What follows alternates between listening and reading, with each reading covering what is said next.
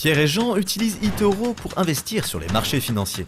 Pierre fait des recherches sur les opportunités d'investissement internationales. Jean fait des recherches pour savoir comment devenir sorcier de niveau 60. Pierre suit les flux d'actualité pour connaître les dernières infos du marché. Jean suit le flux d'actualité pour visionner les dernières vidéos de chats. Pierre dispose d'une liste de favoris pour les investissements prometteurs. Jean a également une liste de favoris. Alors comment se fait-il que Jean soit aussi bon investisseur que Pierre? C'est parce que Jean utilise la fonction CopyTrader d'eToro pour reproduire automatiquement l'activité de trading de Pierre. À chaque fois que Pierre accomplit un trade, Jean en a fait autant. Yes! Trader comme Pierre avec eToro, le leader mondial des plateformes de trading social.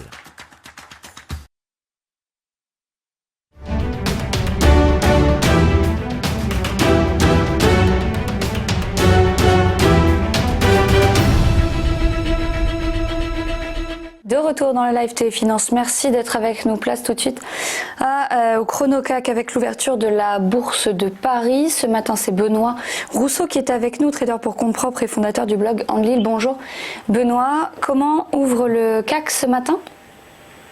Bonjour Clotilde, écoutez, ce matin le CAC ouvre dans le rouge, on est sous les 4500 points, ce qui n'est pas un bon signe, on est actuellement sur les 4472, en baisse de moins 0,32% sur futur, et on a une baisse généralisée de tous les marchés, on a le DAX à moins 0,45, l'Eurostock à moins 0,30, tous les indices américains futurs entre moins 0,25 et moins 0,60, un petit peu de pessimisme actuellement sur les marchés.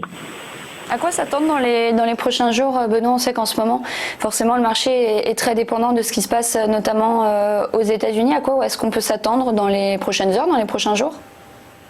Oui, alors le problème que l'on a actuellement avec les marchés, c'est que on a eu la semaine dernière vraiment une belle hausse. On a été chercher vraiment des points relativement hauts, notamment sur 440, on a dépassé les 4550 de manière assez brève, mais c'était un bon signe aussi parce qu'on était passé au-dessus des 4500. Pourquoi? Parce qu'on avait l'annonce des pays européens qui commençaient à déconfiner, l'Allemagne, la France hier, etc. Donc c'était bien vu par les marchés, le fait que l'activité économique allait pouvoir reprendre.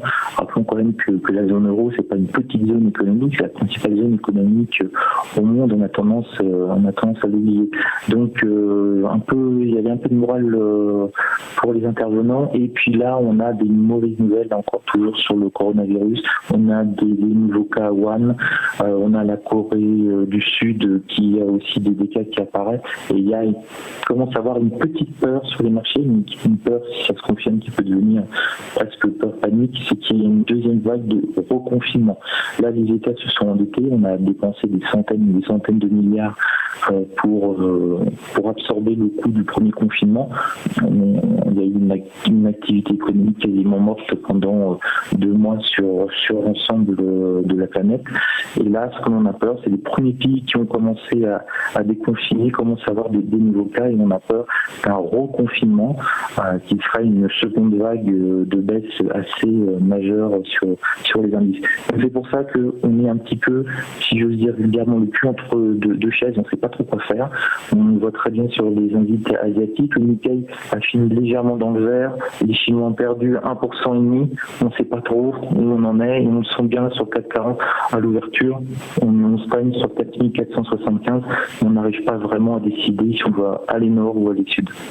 Merci beaucoup Benoît Rousseau pour votre analyse. Dans un instant, les market movers.